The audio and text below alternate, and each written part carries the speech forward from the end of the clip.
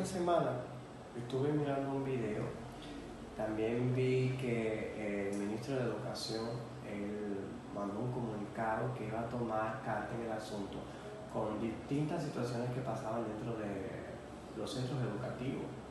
Tomaría el centro educativo de este Politécnico, va a tomar algunas medidas para esos estudiantes que ya al inicio de culminar, o sea, ya al final de la culminación del periodo de clase escolar, hacen su desorden entre veces. En esta semana estuve mirando un video en donde un chico en este plantel tiró una mochila hacia abajo, donde puede esa mochila caer en la cabeza de alguien. ¿Tomó este centro educativo alguna iniciativa para alguna medida o hay alguna norma o regla que debería de obedecer cada uno de esos estudiantes que hacen esos tipos de actos así? Mira, tú puntualizas sobre un tema muy espinoso en cuanto al proceso educativo, que son las normas de convivencia del sistema educativo. Yo creo que ahora mismo el sistema educativo está pasando por una descomposición social que hay que prestarle seria atención, una debida atención. ¿Qué está pasando con nuestros muchachos en la escuela? Esa debe ser la pregunta que debe hacerse no el Ministerio de Educación, el Consejo Nacional de Educación, porque esto hay que prestarle una atención especial, porque es algo a nivel ya nacional, no a nivel del Politécnico, del distrito ni de la regional. Ya se ve en todas las redes sociales y en diferentes puntos del país ese tipo de desorden, y eso se debe al empoderamiento que se le ha dado al estudiante en los centros educativos, resaltando sus derechos y obviando sus deberes. Entonces, esto lo que conlleva es que se está desautorizando al docente, al administrativo y a la escuela. ¿Dónde están los padres de esos jóvenes? ¿Dónde está la comunidad? ¿Dónde están las autoridades? Entonces, deben revisarse las normas de convivencia porque no tienen un régimen de consecuencia que obligue a los estudiantes a obedecer, sino resaltar un derecho simplemente sin tomar en cuenta que cuando usted entra en un centro educativo, usted se compromete a cumplir. Por ejemplo, aquí no se deja fuera a un estudiante. Yo trato de que llegó tarde, pues entonces entra y lo oriento. Pero eso no te exhibe de tu deber de llegar temprano. ¿Entiendes? ¿Qué pasa? En otros momentos, pues usted comete una falta muy grave. Las normas de convivencia del sistema educativo te prohíbe tomar una sanción drástica contra ese joven, porque tú no lo puedes ni privar de su escolaridad, ni violentarle sus derechos, pero eso trae una consecuencia. Entonces, ¿cómo yo hago que tú obedezcas? ¿De qué manera yo te tengo que hacer a ti entender que tú tienes que someterte? Cuando tú entras a este centro educativo, firmas un acuerdo. Inmediatamente tú no cumples, lo estás violentando. Y tienes derecho a violentarlo. Entonces no tienes responsabilidad. Y yo tengo que educarte en valores, además de hacer que obtengas unas competencias que son partes de ella.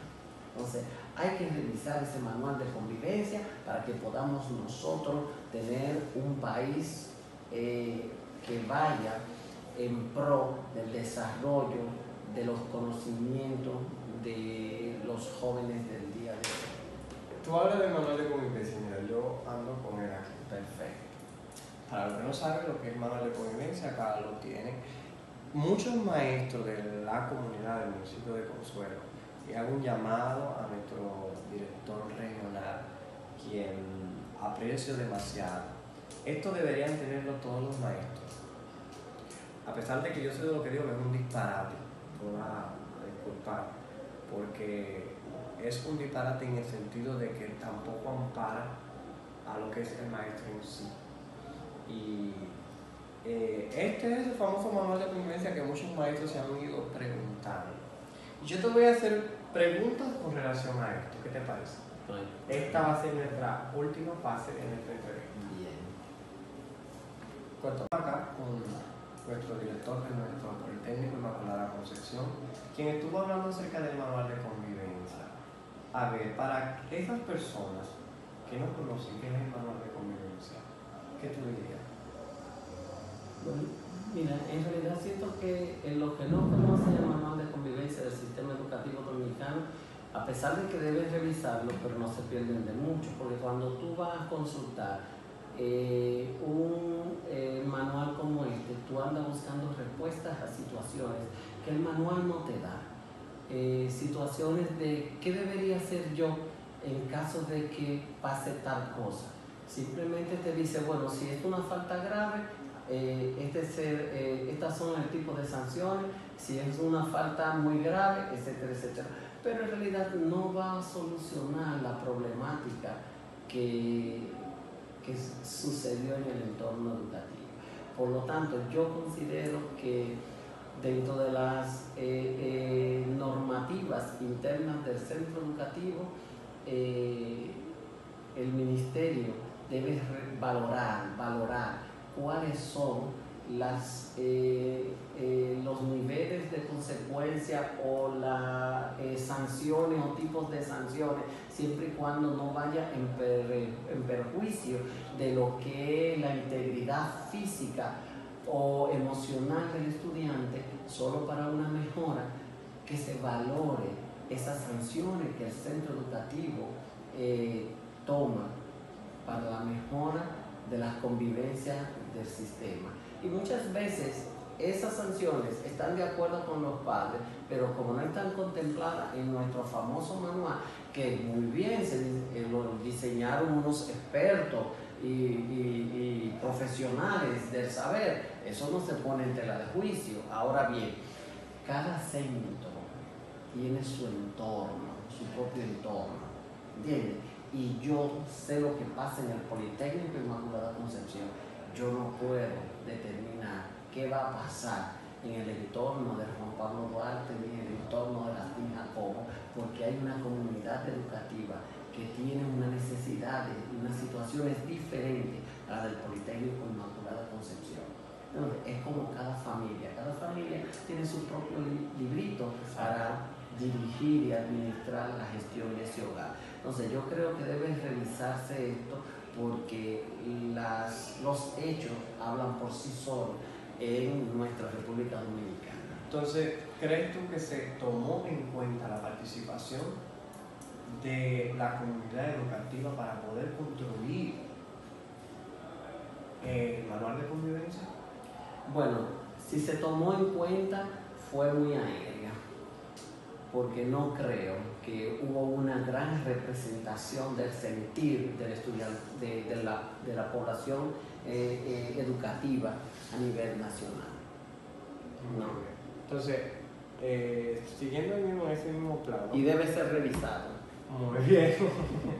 Debe ser revisado. Bueno, la siguiente pregunta es, ¿el manual de convivencia se reconoce en sí los derechos que tiene cada uno del personal administrativo, el personal docente?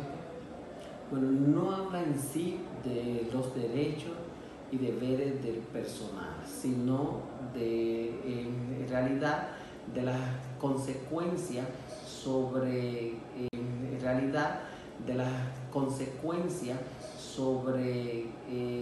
este personal dentro del entorno educativo. Para hablar en sí de lo que es responsabilidad, consecuencia del personal, por ejemplo, docente, tenemos el Estatuto del Docente, tenemos la ley para el 697, que esos son otros capítulos. Esto simplemente se circunscribe a cuáles son la responsabilidad y las consecuencias sobre la falta del estudiantado en lo que es todo su entorno educativo. Muy bien. Yo soy de lo que digo que este país cada día más, en vez de ir para adelante, de hacer un esfuerzo en lo que es la educación, está retrocediendo para atrás.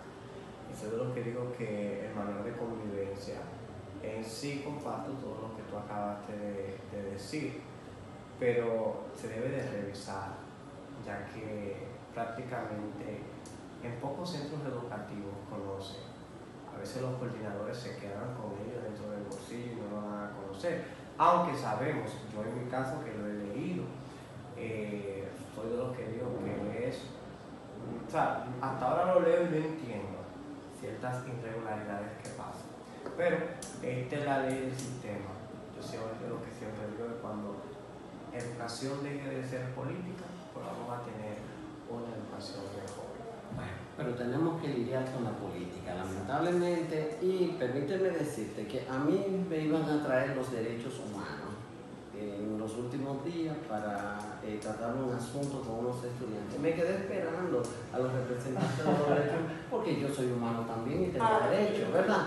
Entonces quería socializar sobre la denuncia que hacían algunos estudiantes que se sentían que se les estaba violentando su derecho, y no se les estaba violentando su derecho, se les estaba simplemente llamando a cumplir con su responsabilidad y el compromiso que hace con el centro, porque cuando te inscriben en este centro educativo te damos una hoja donde están todos los requisitos y todas lo que debes cumplir para ser inscrito en el centro educativo, valga la redundancia. Si te comprometes a eso y no cumples, entonces el que está faltando eres tú. Y le pongo por ejemplo, nosotros vamos y seleccionamos una universidad, pero esa universidad te dice los requisitos de inscripción son estas. Si no te conviene, ¿qué haces? Vas a otra. ¿No es así? Entonces, si aceptas esa universidad, entonces tendrás que adaptarte a las exigencias de esa institución. ¿No crees tú que los derechos humanos le hacen un poco de daño al sistema educativo? Bueno, yo no creo, porque cuando se habla de derechos humanos, están defendiendo los derechos de todo ciudadano dominicano, supongo sin exclusión, ¿verdad? Entonces, vamos a ver, yo puedo defender los tuyos, pero sin malograr los del otro, porque entiendo que estoy defendiendo dos partes iguales de igual derecho. Exacto. Entonces, los derechos míos, ¿verdad?, terminan donde inician los tuyos. Entonces, para que podamos tener una convivencia tú y yo, tienes tú que respetarme a mí y yo respetarte. Entonces, no puedes exigirme respeto cuando tú no lo haces conmigo. Exacto. Por eso siempre digo, el respeto no se exige, se gana. Se gana. Muy bien. Entonces, esta es ya la parte de nuestro tercer video en este programa TV educativo para descubrir ciertas problemáticas que se viven presentando dentro de nuestra comunidad. Pues llegamos a una parte en la que quiero mencionar que fue la parte en donde aquí en esta escuela salió la noticia de que había maestros que no estaban cobrando un sueldo necesario.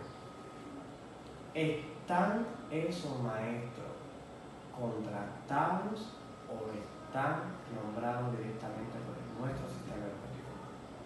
La situación de esos docentes que están trabajando